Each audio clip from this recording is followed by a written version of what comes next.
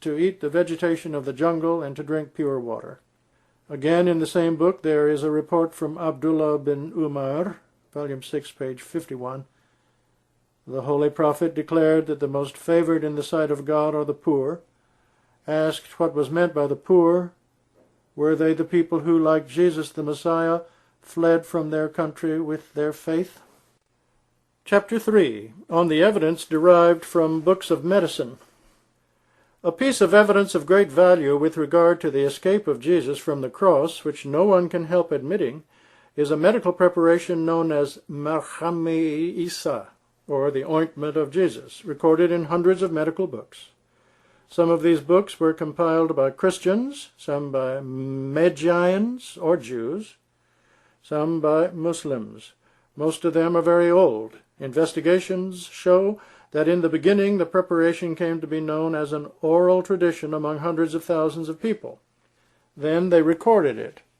At first, in the very time of Jesus, a little after the event of the cross, a pharmaceutical work was compiled in Latin, in which there was a mention of this preparation along with the statement that the preparation had been prepared for the wounds of Jesus.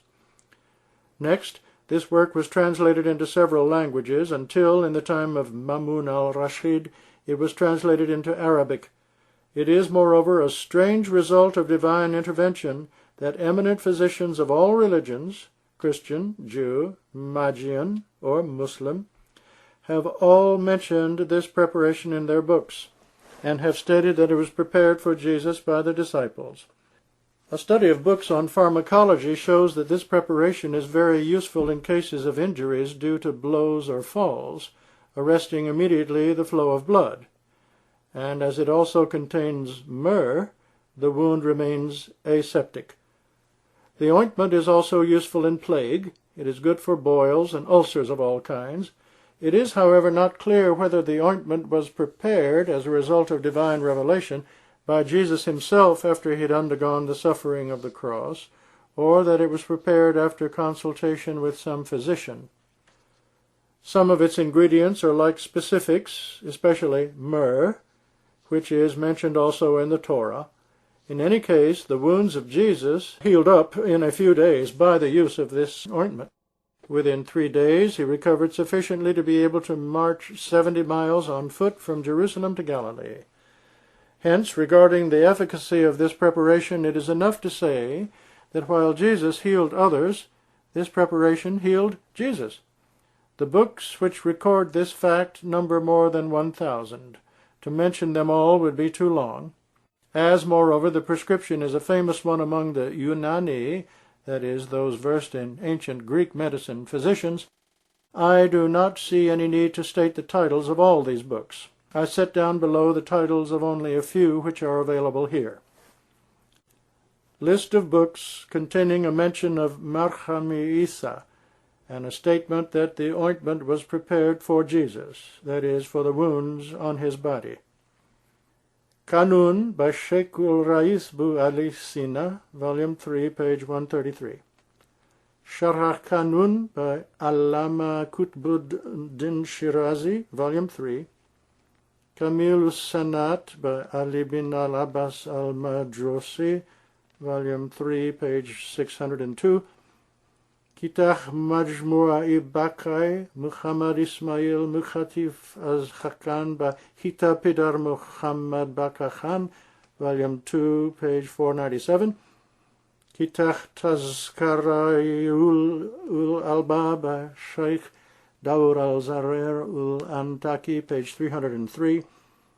Karabadin Rumi, compiled about the time of Jesus and translated in the reign of Ma'mun al-Rashid into Arabic, see Skin Diseases. Umdat ul-Muhtaj by Ahmad bin Hassan al-Rashidi al-Hakim. In this book, Massih-e-Maud and other preparations have been noted from 100, perhaps more than 100 books, all these books being in French.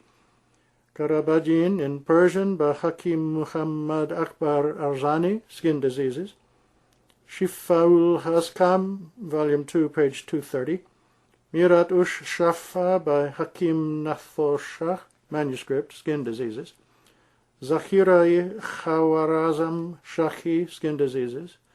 Sharach Kanun Gilani, Volume 3, Sharach Kanun Karshi, Volume 3, Garabajin by Ulwi Khan, Skin Diseases, Ilajul Amraz by Hakim Muhammad Sharif Khan Sahib, page 893, Garabajin Unani, Skin Diseases, Tukhfat ul Mu'minin on the margin of Makhzan ul Adwiya, page 713, Mukhit fi Tib, page 367, Akhsiri Khazam, volume 4, by Hakim Muhammad Azam Khan Sahib, Al-Mukhatab Nazim-e-Jahan, page 331, Garabadin by Masumi ul-Masum bin Karamuddin al-Shustri Shirazi, Ijalla Nafia Muhammad Sharif Dehlavi, page 410, Tib Shibri, otherwise known as Lawame Shibriya, Syed Hussein Shibr Kazimi,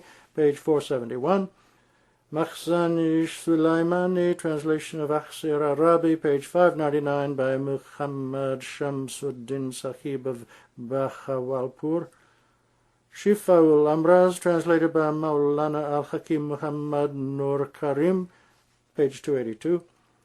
Kitab al-Tibdara Shakohi by Nuruddin Muhammad Abdul Hakim Ain ul-Mulk al-Shirazi, page 360.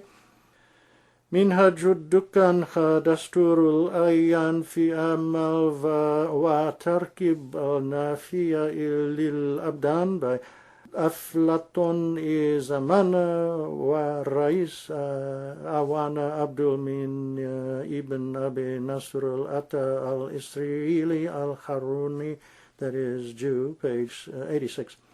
Zubdat ul-Tab by Syed ul-Imam Abu Ibrahim Ismail bin Hassan al-Husayni al-Jardani, page 182. Tibbi Akbar by Muhammad Akbar Arzani, page 242. Mizan ul-Tib by Muhammad Akbar Arzani, page 52. Sajidi by Rais ul-Mutakalimin Imamul Muhakkikin al-Sadid al-Kazruni, volume 2, page 283. Khadi Kakhir by Ibn Zakaria, Skin Diseases. Karabajin by Ibn Talmiz, Skin Diseases, and Karabajin by Ibn Yabi Sadiq, Skin Diseases. These books have been mentioned here by way of illustration.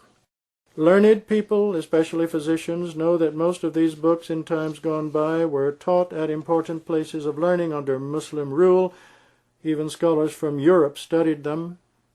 It is a fact, and there is not the slightest exaggeration about it, that in every century there have been millions of people who have been acquainted with these books.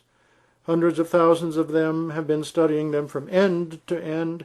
I can assert that not a single person from among the learned people of Europe and Asia has been ignorant of the names of at least some of the books in the above list.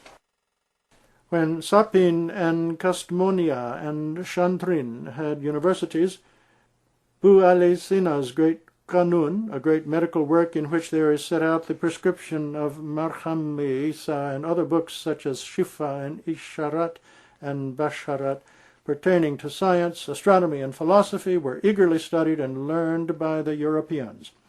Likewise, works of Abu Nasr Farabi, Abu Rayhan Israel, Thabit bin Kurrah, Hunayn bin Ishaq, and Ishaq, etc., all luminaries of learning, and translations made by them from Greek were also taught. Translations of their works would certainly be found to exist in Europe even today. As Muslim rulers were keen patrons of medicine, they prepared translations of good Greek works.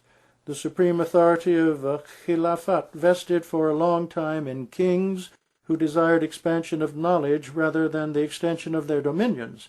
That was why they not only had Greek books translated into Arabic, but also invited learned pandits from India and got them to translate medical and other books, paying them high remuneration. One of the greatest debts that seekers of true knowledge owe to them, therefore, is that they prepared translations of Latin and Greek